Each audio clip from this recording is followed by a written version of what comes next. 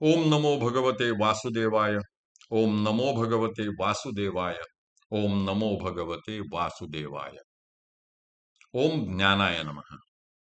सार्थ ज्ञानेश्वरी, दिवस 225, अध्याय 10. विभूती योग. श्री गणेशाय नमः. अहो गुळा साखरे मालयाचे, हे बांधे तरी एकाची रसाचे, परी स्वाद गोडीयेचे, आन आन जैसे. एक जाणोनिया बोलती, एक ठाये ठावो जाणविती, एक जाणो जाता हारपती, जाणते गुणेशी. हे ऐसे अध्याय गीतेचे, परी अनिर्वाच्यपण नवमाचे, तो अनुवादलो हे तुमचे सामर्थ्य प्रभू. अहो एकाची शाटी तपिन्नली, एकी सृष्टीवरी सृष्टी केली, एकी पाषाणी वाऊनी उतरली, समुद्री कटके.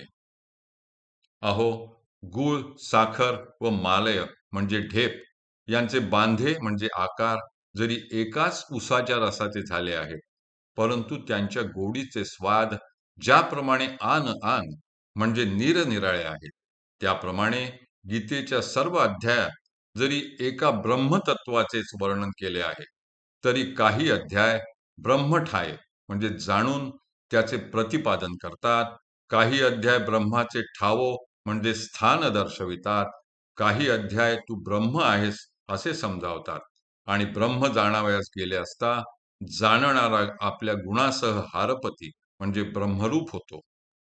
असे हे सर्व गीतेचे अध्याय आहेत. परंतु 9वा अध्याय जो अनिर्वाच्य म्हणजे शब्दांमध्ये वर्णन करण्याच्या पलीकडचा आहे, हे प्रभो, तो देखील अनुवाद करून स्पष्टपणे सांगितला, हे तुमचेच सामर्थ्य आहे.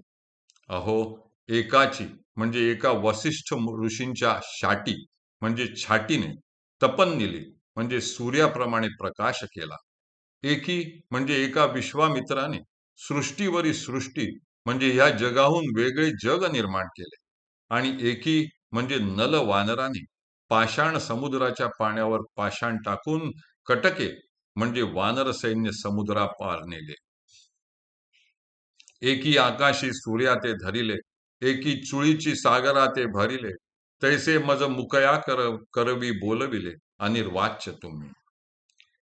परी हे असो येथ ऐसे, राम रावण झुजिन्नले जय कैसे, राम रावण जैसे मिनले समरी. तैसे नवमी कृष्णाचे बोलणे, ते नवमीचे आची ऐसे मी म्हणे, या निवाडा तत्वज्ञू जाणे, जया गीतार्थू हाती. एवं नवही अध्याय पहिले, मिया मती सारिखे वाखाणिले, आता उत्तरखंड उवाडले, ग्रंथाचे ऐका. एकी म्हणजे मारुतीने जन्मताच आकाशीच्या सूर्याला धरले. अगस्ती मुनीने एका घोटातच समुद्र प्राशन केला. त्याप्रमाणे हे गुरुदेवा, अनिर्वाच्य व अगम्य अशा 9व्या अध्यायातील ब्रह्मार्थ तुम्ही मज मुक्या अजाणाकडून बोलवून घेतला. परंतु हे सर्व वर्णन असो, येथे असे आहे की राम व रावण एकमेकाशी कसे झुंजले हे सांगावयाचे असेल, तर राम व रावण समरी म्हणजे युद्धामध्ये जसे मिनले म्हणजे लढले, तसेच असे सांगावे लागते. म्हणजे त्यांच्या युद्धाला इतर कोणत्याही युद्धाची उपमा देता येत नाही. त्याप्रमाणे 9व्या अध्यायातील श्रीकृष्णाचे बोलणे व त्याने केलेला उपदेश कसा आहे हे सांगावयाचे झाले, तर तो श्रीकृष्णाने 9व्या अध्यायात केलेल्या उपदेशासारखाच आहे असे माझे म्हणणे आहे. हा मी केलेला निवाडा व निर्णय ज्या तत्वज्ञ जनांना गीतार्थाचे आकलन झाले आहे त्यांनाच समजेल व मान्य होईल. अशा रीतीने गीतेतील पहिल्या 9 अध्यायांचे मी माझ्या बुद्धीनुसार विवेचन केले. आता उवाईले म्हणजे उरलेल्या उत्तरखंडाचे विवेचन ऐका. जेथ विभूती प्रति विभूती प्रस्तुत अर्जुना सांगिजेती, ते विदग्धा रसवृत्ती म्हणी पैल कथा. देशीयेचीने नागरपणे शांतु शृंगाराते जिणे, तरी ओबिया होती लेणे साहित्यासी. मूळ ग्रंथीची या संस्कृता वरी मराठी नीट पडता, अभिप्राय मानली या उचिता, कवण भूमी हे न चोजवे. जैसे अंगाचे नि सुंदरपणे लेणिया अंगची होय लेणे, तेथ अलंकारिले कवण कवणे हे निर्वचन. उत्तरखंडाच्या आरंभीच्या अध्यायात श्रीकृष्ण अर्जुनाला आपल्या विशेष व सामान्य विभूती सांगतील. ती विदग्धा म्हणजे उत्तम व रसभरीत कथा मी तुम्हाला सांगेन. देशी मराठी भाषेच्या नागरपणे म्हणजे सुंदरपणाने शांतरस, शृंगार रसाला जिणे म्हणजे जिंकेल. तर त्यातील ओव्या साहित्यशास्त्राचे लेणे म्हणजे अलंकार व भूषण होतील. मूळ संस्कृत भाषेत असलेल्या गीता ग्रंथावर माझी असणारी मराठी भाषेमधील टीका म्हणजे विवेचनाचे जर नीट पठण केले आणि त्यातील अभिप्राय वा आशय जर उचिता म्हणजे यथार्थ समजून घेतला, तर त्यातील भूमी म्हणजे मूळ ग्रंथ कवण म्हणजे कोणता हे न चोजवे म्हणजे समजणार नाही.